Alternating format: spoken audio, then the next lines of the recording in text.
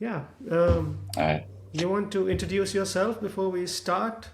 Although you are a Yeah, sure. celebrity, I know. I don't know about that. I'm not. You're the celebrity here. Oh, come on.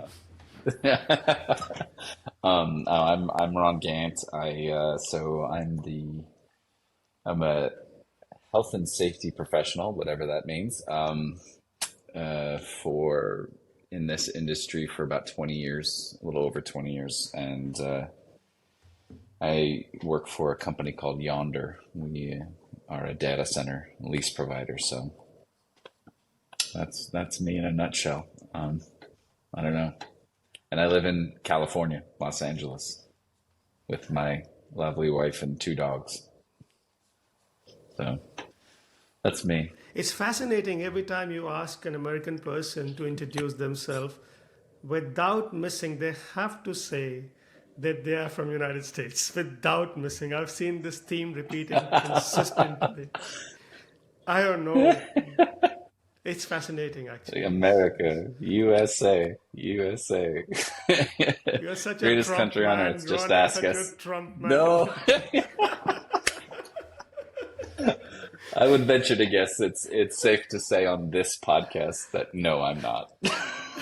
Most assuredly, I am not. Uh, Okay. I'm happy Well, to no, great to explain have you. why.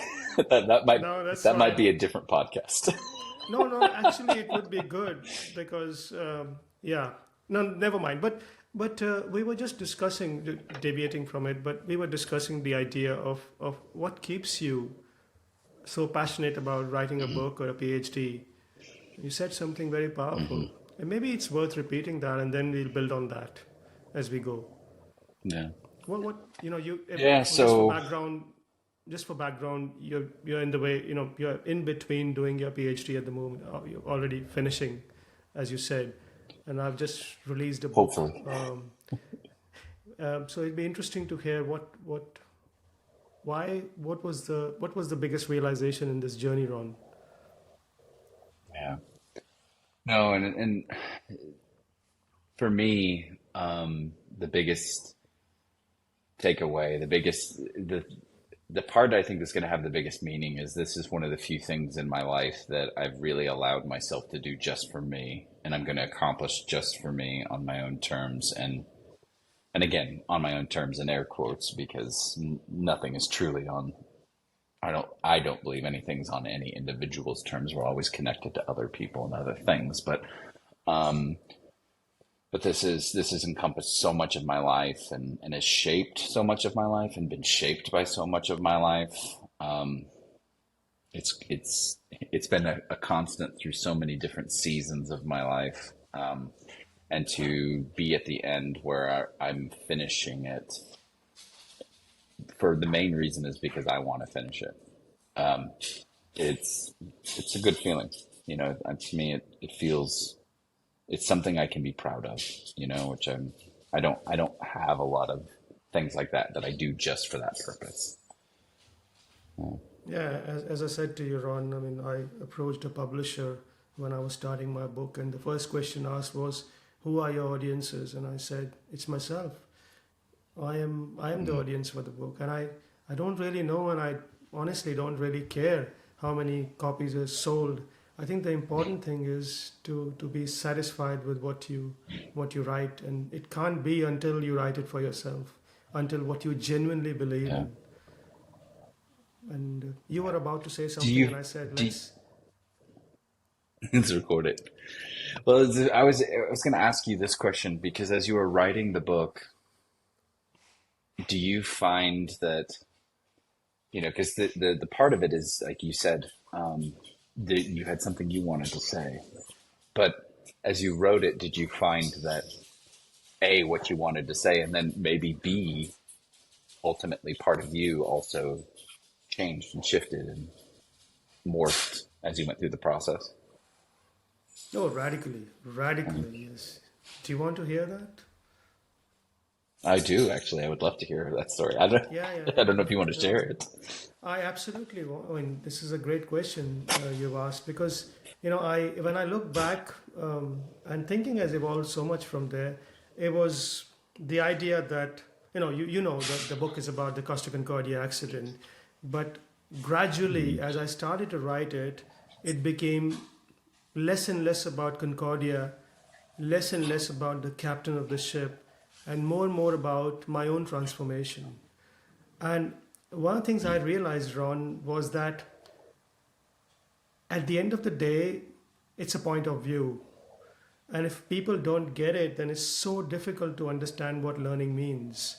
Because I'll give you an example. I was fascinated by the idea of a second story as I started off. So I thought that here is the first story, so quickly out in the press, in the media, quick fixes, human error, you name it. And then you have a second story, which probably takes a lot of time to create, which is less about the person and more about the context.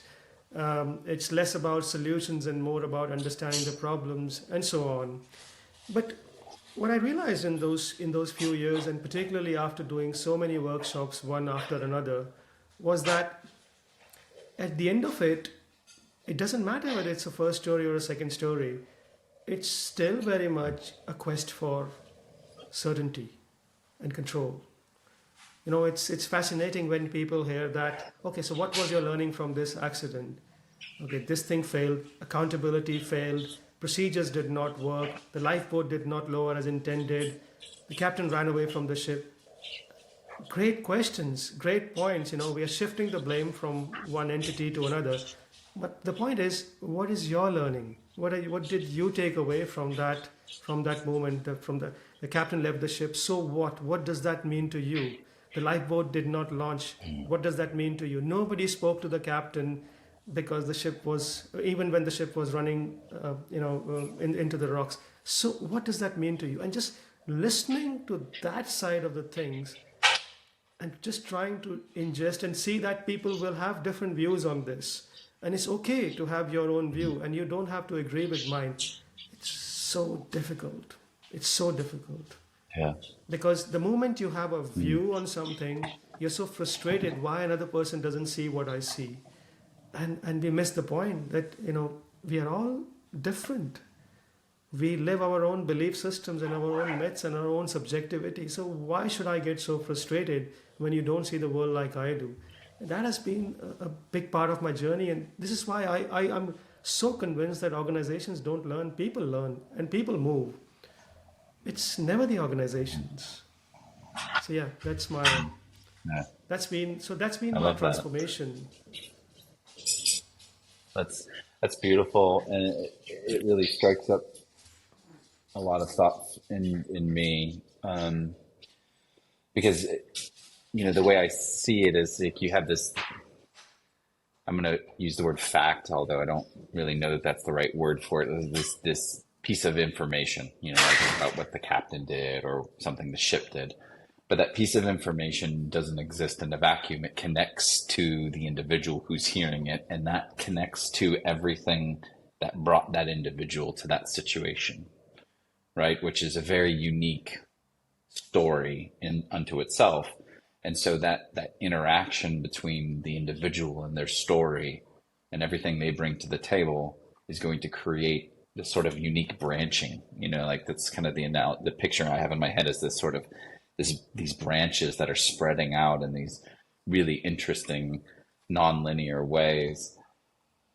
And I think that, and that to me is not just interesting. I think it's important because, I mean, fundamentally, I think when you're understanding an accident, the question is, what do you want to do? Like, what are we going to do next? Like, like you said, what does that mean to you? How are you going to take this and move forward in your life, with that information? Like, is it going to change you? Yeah, And Ron, that's a really interesting human question. absolutely. Something very powerful comes to mind actually. I was doing a workshop in Singapore, and that was about 5 years ago or 4 years ago, something like that. And I finished the whole workshop, and as I was leaving, and I presented a very rich context of the accident, the Costa Concordia accident. And in the end, a ship manager came to me and asked me, he said, I have a question for you. And I said, he looked very disturbed and serious actually. And I said, this must be a very difficult question. And he said, let me ask you a question. I said, what? He said, was an alcohol test done on the captain shortly after the accident?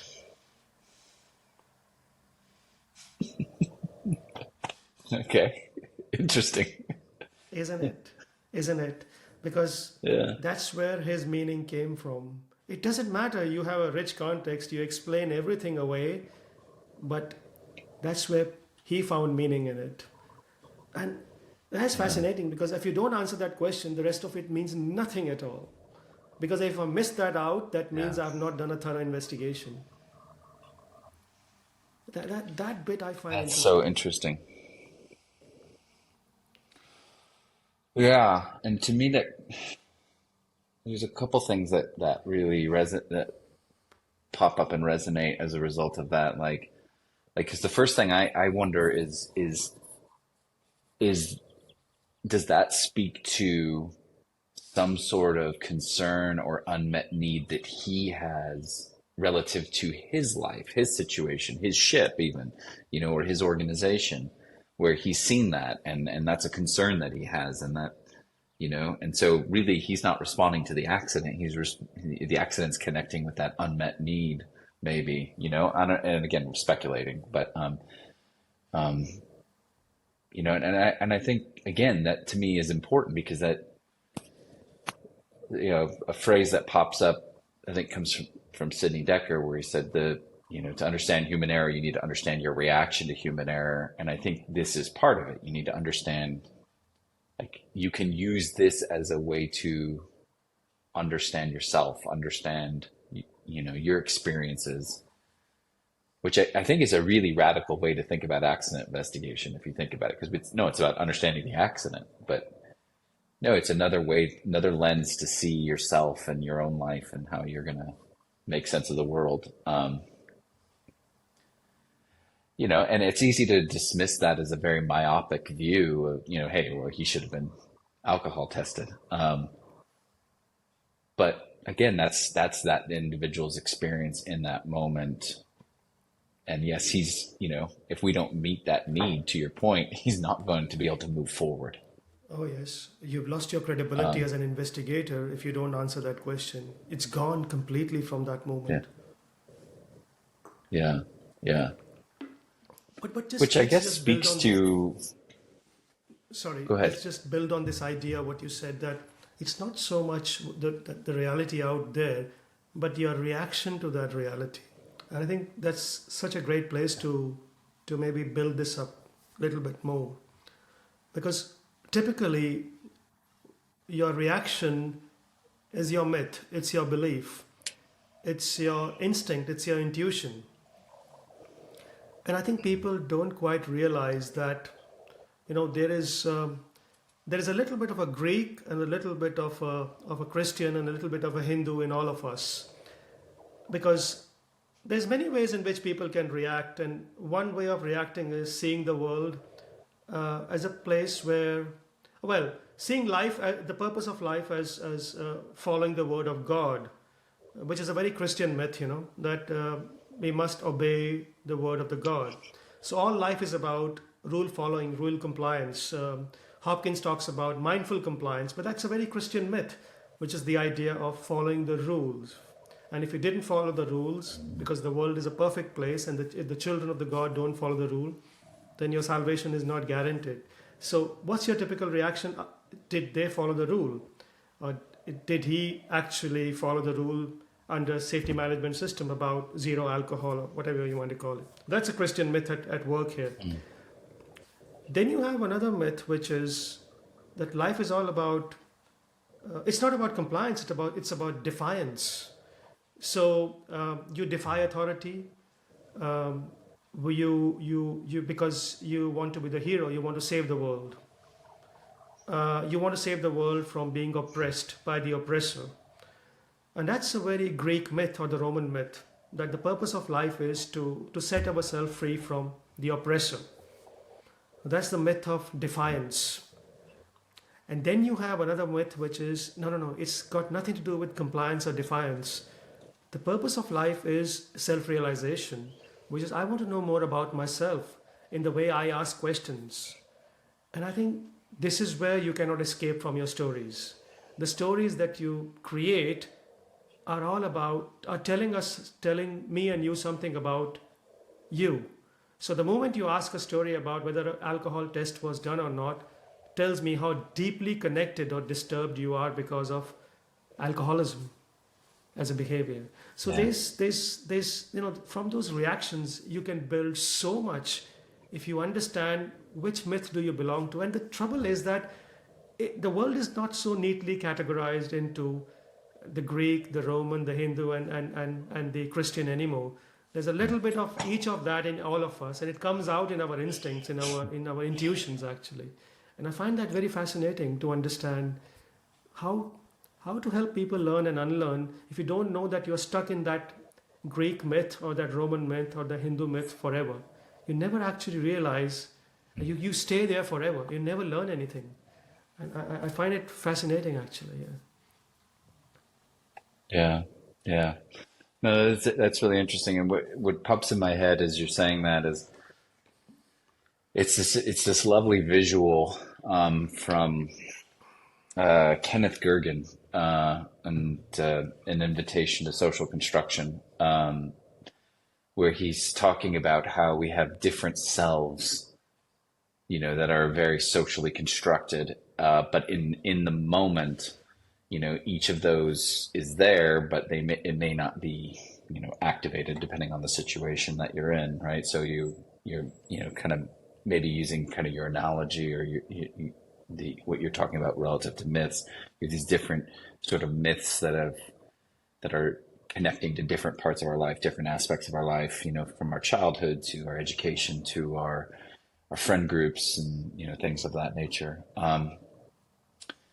But the picture is this kind of lovely. It's almost like a half of a butterfly, where you have the individual and you have these different sort of like you can almost think of fingers extending out that these like the myths, if you will, that extend out backwards in time and space to these parts of your life, and each of them is meaningful, but each of them is also limited at the same time in how they can help you in that moment make sense and move forward, right? Because I think that is the key thing, like how do we move forward? Like a lot of times people talk about accident investigation like it's a truth finding thing, but A, I don't know that that's really possible in a meaningful sense, but B, I don't know that that's really it, because if I just figure out what happened, who cares?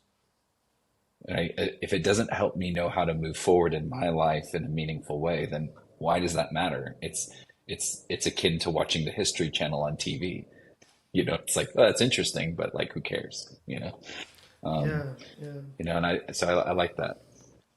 It's very fascinating you say that, because if you go on my website, my own website, nippinanand.com, the first thing you will see is four monkeys. So one monkey is complaining, another one is laughing, the third one is sympathizing, and the fourth one is trying to solve a mystery. And Ron, this was a consistent pattern that I saw during workshops, after workshops. So you provide the context of the accident, and the first reaction is just to laugh at that man. And the amount of time he was ridiculed, I have not seen anything like this in any accident. So the first reaction is to either laugh or sympathize. I saw that also quite a lot.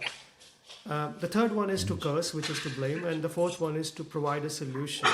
That here's a solution, and this should have worked in this instance. So, what I saw a quote from Spinoza as I was doing my PhD, writing the book, and it said something like this: not to lament, not to laugh, not to curse, but to understand. And to me, that was the moment to say, yes, the man knew it uh, nearly 4 centuries ago. It was all there. And just connecting it with how people were reacting, as you said, to that accident was fascinating. That image captures it all. So powerful. And this urge, as you very rightly said, to fix every problem. My role in this organization is to solve the problem before I leave my desk. It's just ruining people's lives and their relationships. Yeah. Yeah. Yeah. Yeah. And and to me, it's it's not only dehumanizing, it's misguided as well, and it's a underestimation of people and their ability to make sense of a situation on their own and move forward. Like I have to find the answer so that I can prevent this thing from happening again. Like number one, that the system hasn't already changed since you started looking, right? Like, so the environment, the situation that you're trying to quote fix is not the same as when you started. So who's to say that your fix is even the right thing now for this current situation? It might have been good if you could go back in time, but you can't. So what are you going to do now? But B, like, why do I have to be the one that comes in there and fixes it? Why am I in that privileged position of knowing the answer? And that seems a little bit unfair and to both the investigator and to everyone else who's also trying to make sense and move forward. Yeah. Yes. Yeah. No, you're absolutely. You want to say something? No, no. Yeah, it's just I guess the question comes to me then, like, maybe this is in your book, so I don't want to give away too much of your book. But how do we move No, no. forward from this? Like, how do we help people see the possibilities? Because that's, to me, I think one of the key messages from this is there's what other possibilities are there to help us move forward? How do we help Oh, people do absolutely. that in your Yeah, estimation? yes. Such a good point, Ron. Because you see, as I said to you, you see the first story, which is all about the victim, the accident victim, and now we have a contemporary view, which we call the second story, which is all about the context, and the context more or less rests with people in position of power. So what we have changed in this contemporary view is that we have shifted the hero. I was having a conversation with Steve Shorrock actually. Wonderful observation he made that all we have done is we have shifted the hero from the from the top to the front line. Yeah, it's the same Greek myth at play. So it's no longer people are a problem, people are a solution. Here you go, you have a Greek myth here, right? So it's fascinating how we have reshuffled the blame, how we have reallocated the blame, attribution, whatever you want to call it. I find the word attribution more powerful actually. That the focus has shifted from the front line to higher up in the organization. And I think, in my view, that doesn't change anything. Very little, actually, if anything. One could argue that by putting people in position of power, you make them a little bit uncomfortable and you put them in the spotlight. But eventually, it all comes back. We all know that. My point is that unless people who are directly involved in doing accident investigations start to realize, and that applies to leaders as well, they start to realize how much of what they do is so unconscious, so unaware to them, that if you want to put a number to it, that 98% of the life is lived in the unconscious zone, that I'm totally unaware of. As I'm moving my hands and I'm explaining things to you, I'm not even aware that this is happening at a bodily level. So unless I become aware of my myths, of my rituals, of my symbols, of my habits, of my gestures, and I start to realize some of it, nothing really changes actually. Nothing changes. And I think that is the key to it, that unless we realize that we are all caught up in a particular way of thinking about the world, nothing moves, nothing changes. So to me, there has to be, the starting point has to be, as you rightly pointed out, that scholarly journey that you undertook, and you said that it's you want to write something, but at the end of it, you write something else. And to me, that realization has to come at the organization, at the leadership level, to say, each day is a day to learn. Each day I have to learn something, not about the outside world, about myself. So here's the question, Ron, that I used to say, what have you learned? About 2 or 3 years ago, I used to say, what have you learned after conducting this investigation? And that's a nice question to think about. But what I now like to say is that, what have you learned about yourself after conducting this investigation, or being on this site visit, or doing this audit, and start realizing some of that, your metaphors, your language, your the way you react, as you said. Start to journal all that and start to see something powerful in there, that where are you really stuck in your life. Because it's, remember, any question that you ask, whether it's about alcohol or drugs or whatever, it reflects your worldview. And if that doesn't change, then nothing Yeah. changes. Yeah. To me, Yeah. that's Yeah. I that's like that. important. It's a powerful question, right? Like, and what pops in my head is the analogy of like a buoy, where you have the buoy above the water, right? And you know, it moves back and forth, with the waves, but it's never really going to move anywhere meaningfully unless the anchor below it is shifted. And I, excuse me, my throat's a little sore, but I think to me that speaks to, we have to be able to unlock you know, those hidden sort of dependencies, constraints, um, those hidden influences in ourselves if we're ever going to make any kind of change, right? Like just asking people to try harder, care more, saying, hey, leaders, like you said earlier, like shifting the blame to frontline leaders is so misguided, or to, you know, executive leaders is so misguided. Like somehow that they are going to evil school when they become a leader. It's not helpful, understanding what things around them are creating,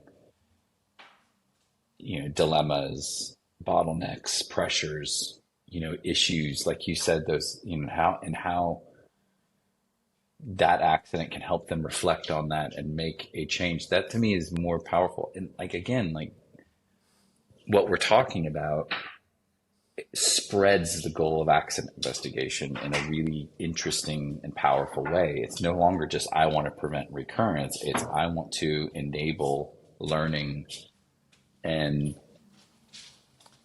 I don't know what the right word is, learning and sort of sense making and forward momentum on an individual level for the Or, people in the or, organization, you know? or just that I want to learn about myself, how biased I am. Exactly. That's it.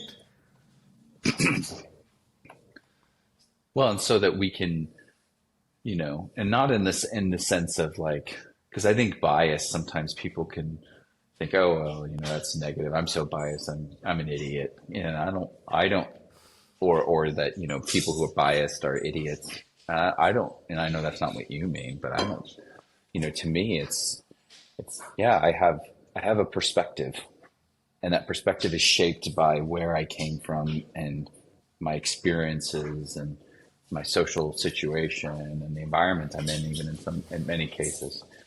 But that's not the only perspective. There are other possible perspectives, and I get to decide, in some sense, if this perspective isn't serving me, isn't helping me in this moment, maybe I can shift my perspective, or get another perspective from another person who can help me fill in the gaps and see something else that I wouldn't have seen otherwise.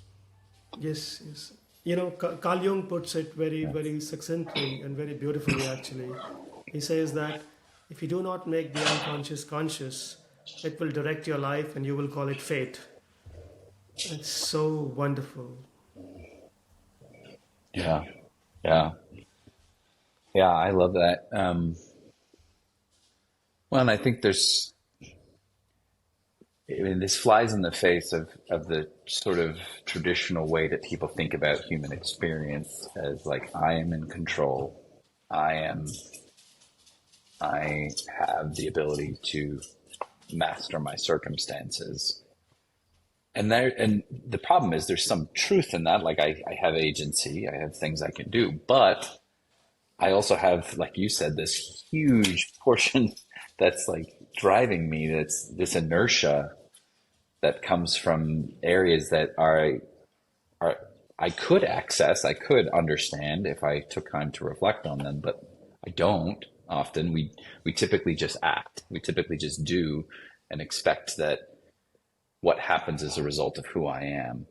And the unfortunate reality is that number one, that means that a lot of people are suffering thinking that they are stupid or bad or, made to feel like, like the captain, for example, because they were, just they, the lucky, like Jung said, the fate part of it, things didn't turn out the way they liked. And then on the other side, like I think you also have people who believe that they are better than maybe they are.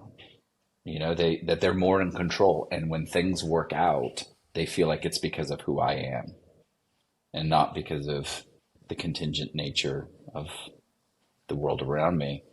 And so they end up causing a lot more harm, not because they want to, they're not trying, but it's because they're not reflecting, they're not recognizing how contingent everything is.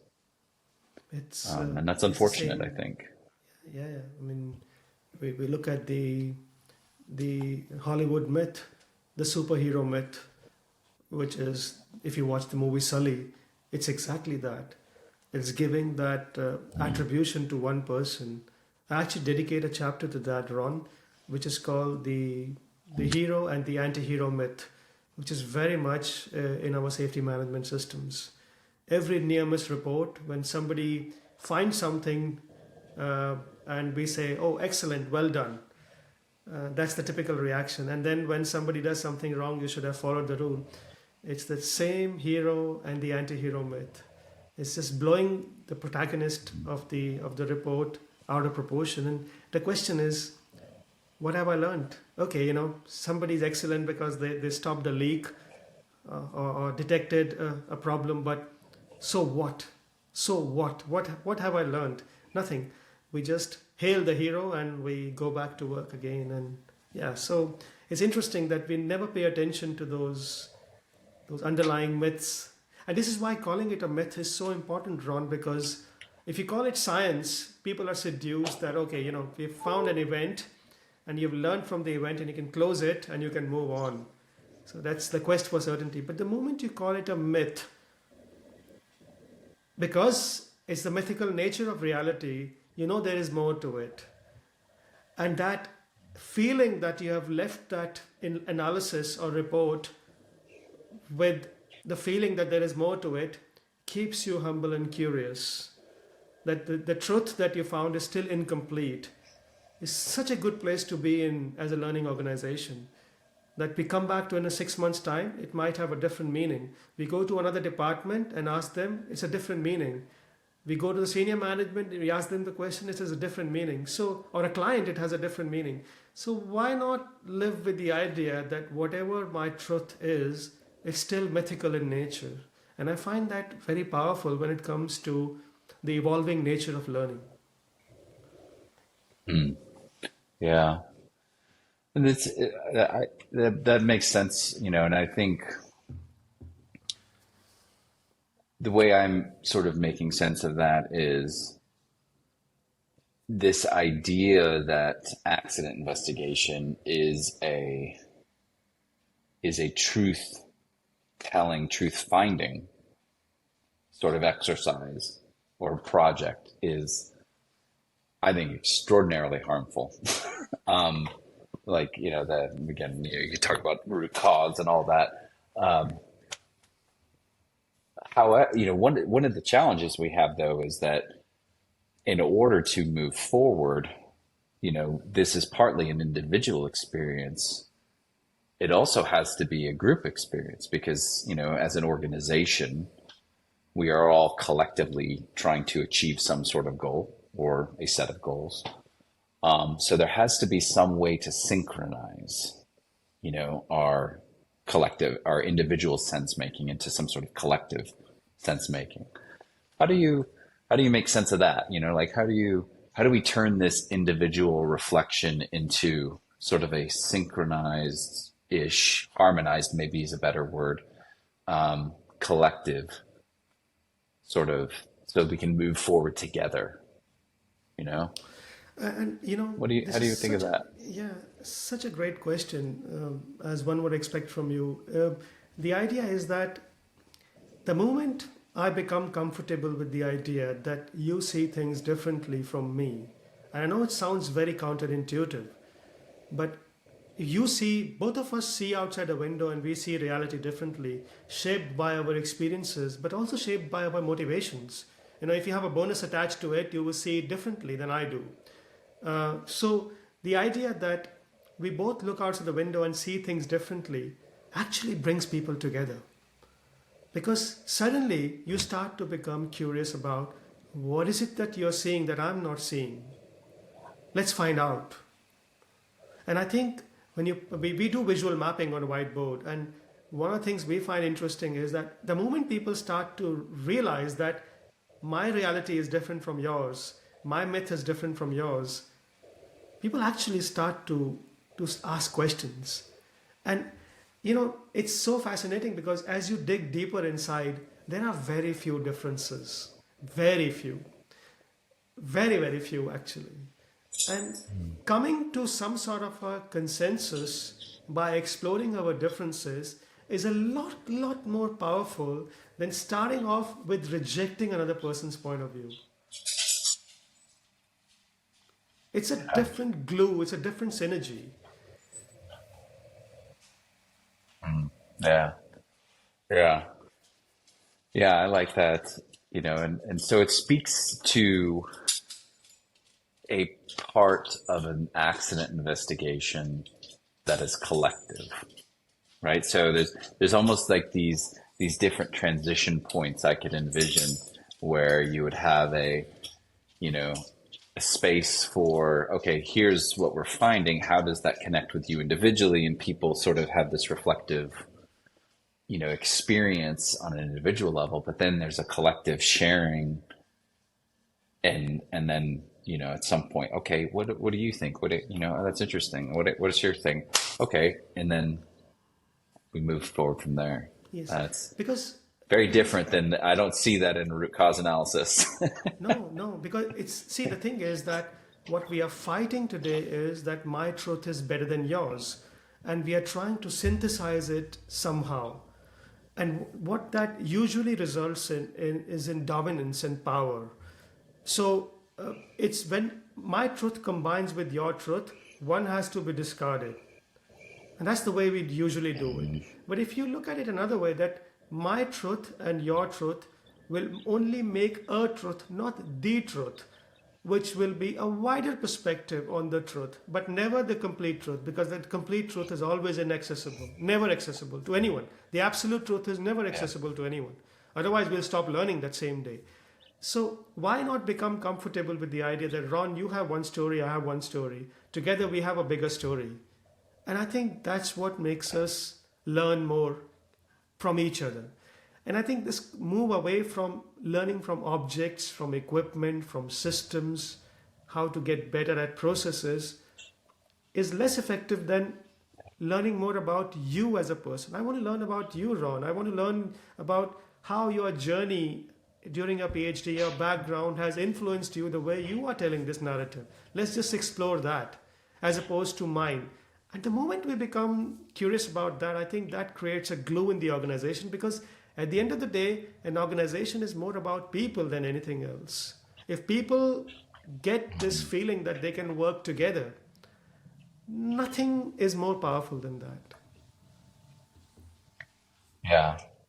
Well, and I think, yeah, because that sort of collective ability to create common ground amongst individuals creates a sense of synchronization. It allows for, you know, for us to act based upon, okay, I'm going to do this because I know Nippin's going to do that. I mean, even just in this conversation, the way we are interacting, there's a lot that's going unsaid about timing, and back and forth and things like that. And that's because of a collective sort of common ground that humans just typically have in conversation, and part of it is our society's Western world and things like that. But it's also just us as, colleagues and whatnot. Um, but like I see, the more we can facilitate that, the more transparent we can make, like as you describe them, these myths, or these constraints, these beliefs, these, different perspectives. Like, I mean, at a very practical level, like, having people be able to see what the consequences of their beliefs and choices are is going to help them on average make better decisions, right? So like if I know that when I do this, it's going to land with, like, back to your mariner with the alcohol, and when I put this forward, he's going to ask the question about the alcohol, probably influences the kinds of questions you're going to ask in your accident investigation so that you can help satisfy his belief system as well, right? So you are bringing him along in that journey as a result because of that shared sort of collective sense making. And I think that's really powerful. I think so too. Yes, Yeah. yes. There is no escape from beliefs, no matter how hard we try, because at the end of the day, we all believe in something, isn't it? Some people believe in science. Yeah. Some people believe in money. That's their God. And some people believe in another kind of God, the Christ or the hero or the Shiva, or yeah, we all believe in something or someone. And just making that conscious Hmm. to our own selves is, I think, a very powerful way to learn something new that we didn't know before we started the Yeah. process of investigating or auditing or interviewing somebody for that matter. Yeah. Yeah. That's interesting. That's lovely. Yeah. And I think, yeah, so that just to me, again, this speaks to a very different approach that a lot of people are not trained. They're not brought up to do this, right? Like, and so then the question becomes, how do we support them to be able to do this?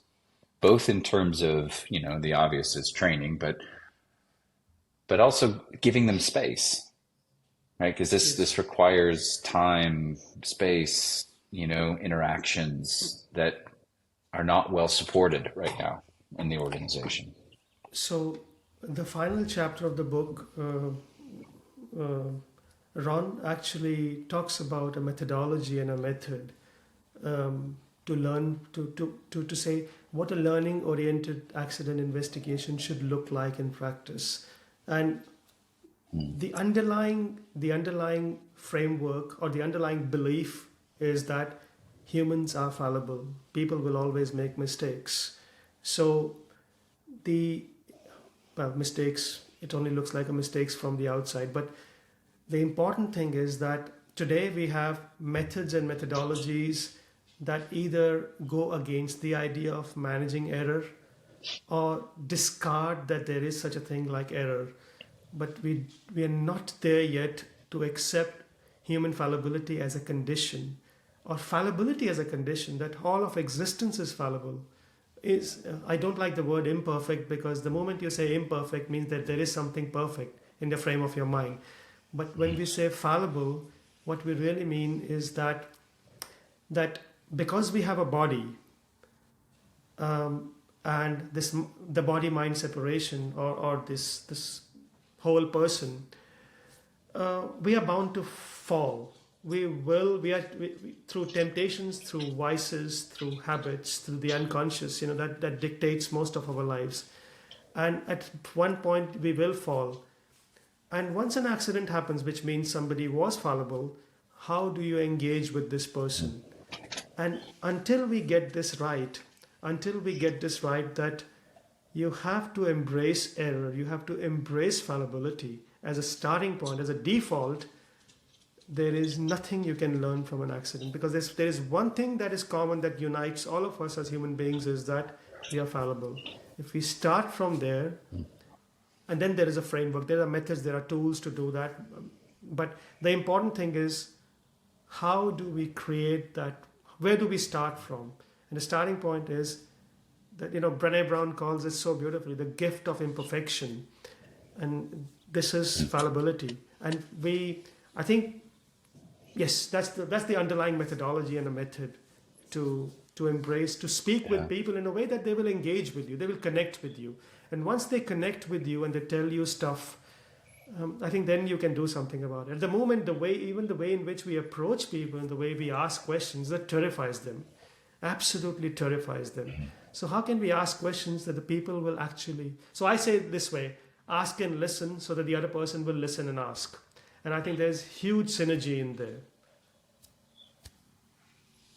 Mm. It's Yeah. fascinating, Ron, Yeah. that this man, the captain of the Costa Concordia, speaks for 12 hours without being asked too many questions, maybe 3 or 4 at the moment, at the most. Mm. And the questions were: tell me about yourself, tell me about your day, walk me through the steps in this accident, and that's it. The thing is that you made a connection and you're not trying to control him. You accept that he's a fallible person and he will make mistakes, and that creates a level of engagement that we don't normally see in accident investigations. Yeah. So there has to be a Yeah. methodology. And it's it. Yeah. To me, what you pops in your head is I often will. This happened a lot more when I was a consultant than these days. But you know, when I when I would go and I'd say, hey, okay, let's go talk to these workers. Like, you have a problem, maybe we should go ask them, the people who are living with the problem, and try to understand their perspective. You'd often I'd often get a response, okay, but it might be hard to get them to talk.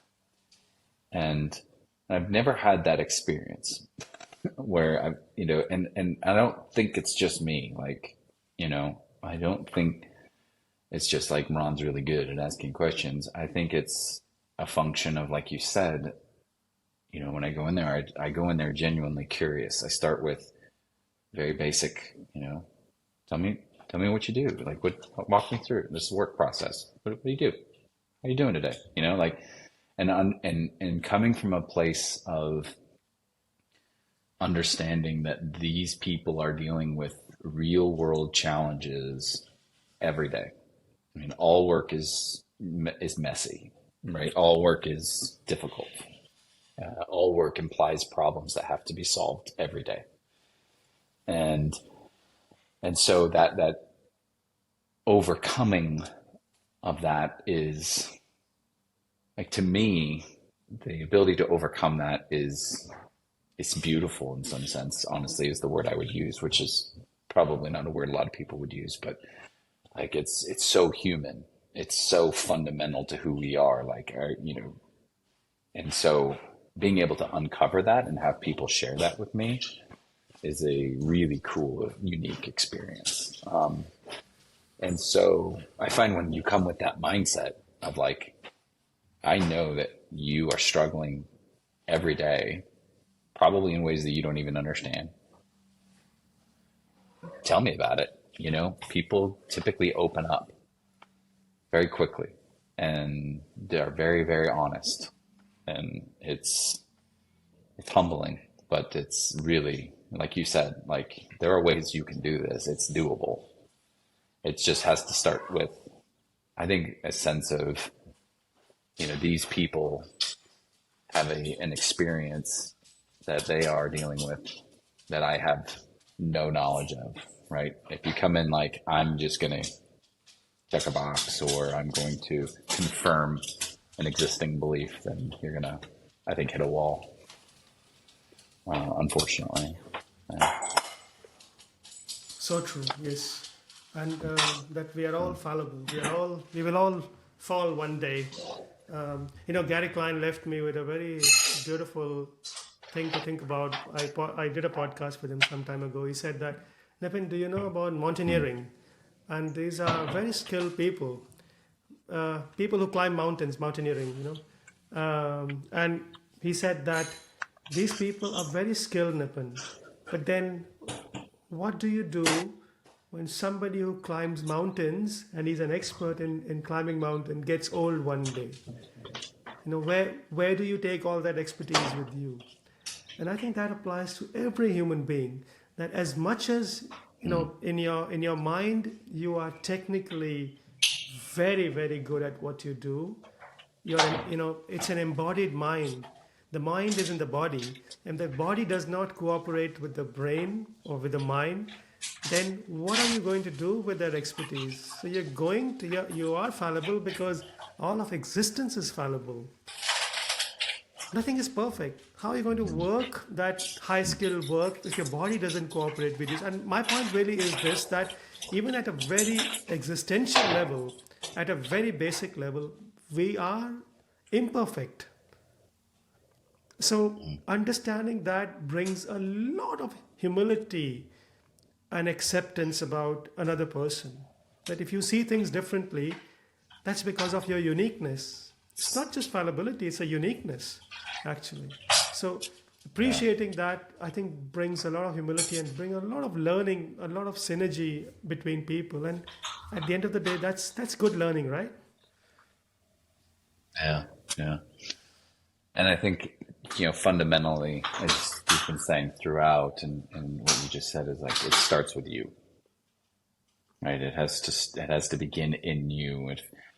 A lot of times I think these conversations about people and their imperfections and things, people, in my experience, tend to interpret that as they nod their heads, yes, absolutely, and they're thinking about all the imperfections and all the other people they know.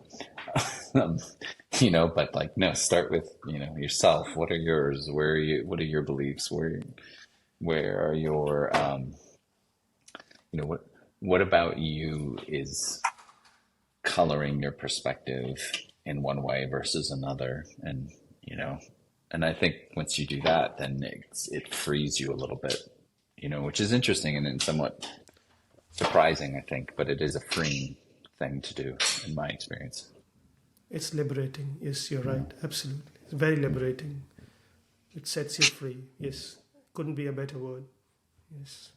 Great. What a beautiful way to end this discussion. Is there anything you want to say in closing? No, I appreciate you and having this conversation with you. So thank you very much. Same. Likewise. It's wonderful to talk to you. And it's nice to see how we were asking questions from each other throughout. In fact, you asked more questions than me, which is very, very nice.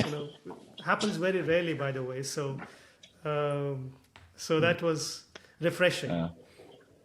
Thank you. Well, thank you. Thank you for Yes. answering them.